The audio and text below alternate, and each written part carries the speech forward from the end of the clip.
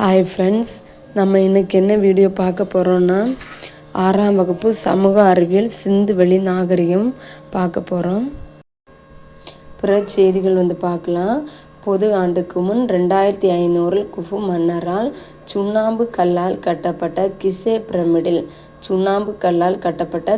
பிரமிடில் உள்ள ஒவ்வொரு கல்லும் 15 டன் எடை உடையது. ஒவ்வொரு கல்லும் 15 டன் எடை உடையது. மெசபடோமியானா சுமேரியர் காலம். உர் நம்மு என்ற அரசனால் சின் என்ற சந்திர கடவுளுக்கு கட்டப்பட்ட கோயில் உர் ஜிகரட்.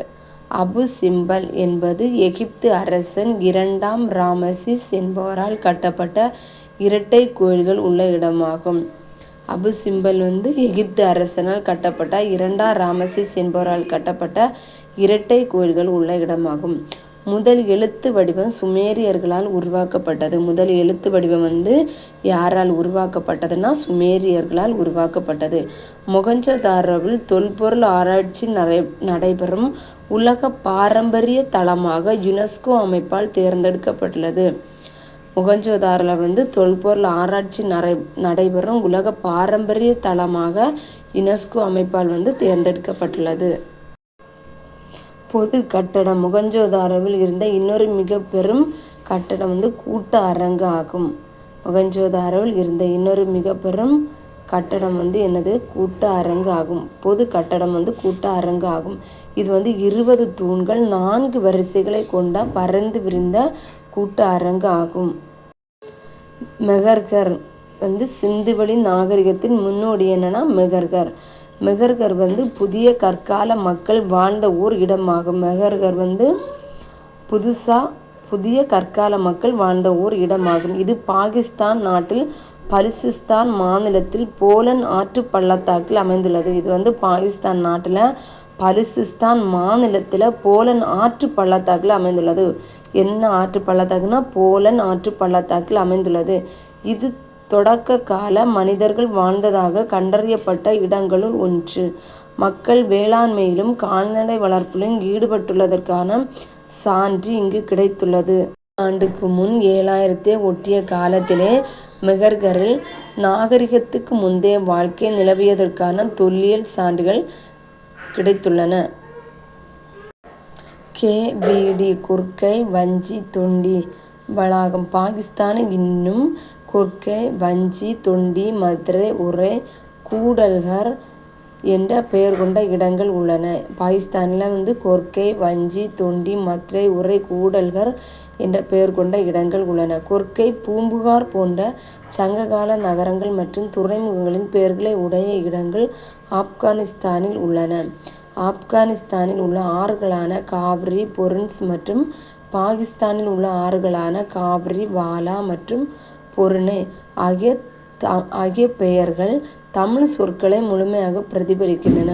ஆப்கானிஸ்தானில் உள்ள ஆறு காவிரி பொருன்ஸ் மற்ற ஆறுகள் அதே மாதிரி பாகிஸ்தானில் உள்ள ஆறுகளான காவிரி வாலா மற்றும் பொருணை ஆகிய பெயர்கள் கொண்ட தமிழ் சொற்களை முழுமையாக பிரதிபலிப்பதாக.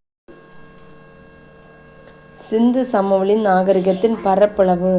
மேற்கில் பாகிஸ்தானின் மக்ரான் கடற்கரை வரை, கிழக்கில் காக்ரா நதி பள்ளத்தாக்கு வரை, வடகிழக்கில் ஆப்கானிஸ்தான், தெற்கில் மகாராஷ்டிரா வரை. ஆபரணங்கள். சிந்து சமவெளி மக்கள் எந்தெந்த ஆபரணங்கள் பண்ணாங்கன்னா சிந்து சமவெளி மக்கள் ஆபரணம் செய்ய சிவப்பு நிற மணிக்கற்களை பயன்படுத்தினர். சிந்துவெளியில் கண்டெடுக்கப்பட்ட ஆபரணங்கள் தங்கம், வெள்ளி, தந்தம், சங்கு, செம்பு, சுடுமண் மற்றும் விலையுயர்ந்த கற்களை வைத்து அவங்க ஆபரணங்கள் பண்ணினாங்க. சிந்து சமவெளி நாகரிகத்தின் புள்ளி விவரங்கள். புவி எல்லை தெற்கு ஆசியா. காலம் பொது ஆண்டுக்கு முன் 3300 முதல் 1900 வரை. காலப்பகுதி வெண்கல காலம். பரப்பளவு 13 லட்சம் சதுர கிலோமீட்டர். நகரங்கள் 6 பெரிய நகரங்கள். 6 பெரிய நகரங்கள். கிராமங்கள் 200க்கு மேற்பட்டவை. ஹரப்பா நாகரிகத்தின் சரிவிற்கான காரணங்கள் பொது ஆண்டுக்கு முன் 1900 ஆண்டில் ஹரப்பா நாகரிகம் சரிய தொடங்கியது. ஆற்றில் அடிக்கடி ஏற்பட்ட வெள்ளப்பெருக்கு, அப்புறம் சுற்றுச்சூழல் மாற்ற படையெடுப்பு, இயற்கை சீற்றங்கள், காலநிலை மாற்றம், அப்புறம் காடுகள் அழிதல், தொற்று நோய் தாக்குதல். உலோகம் மனிதர்களால் முதலில் கண்டுபிடிக்கப்பட்ட மற்றும் உபயோக பயன்படுத்தப்பட்ட உலோகம் செம்பு. சிந்து வழி மக்கள் கண்டுபிடிக்கப்பட்ட உலோகம் செம்பு. சிந்து வழி மக்களுக்கு இரும்பின் பயன் பற்றி தெரியாது. இது முக்கியமான கொஸ்டின். இது கண்டிப்பாக வரும். அப்புறம் உங்களுக்கு இந்த வீடியோ பிடிச்சிருக்குன்னு நினைக்கிறேன், யூஸ்ஃபுல்லாக இருக்கும். ஓகே, பாய். நெக்ஸ்ட் வீடியோவில் பார்க்கலாம்.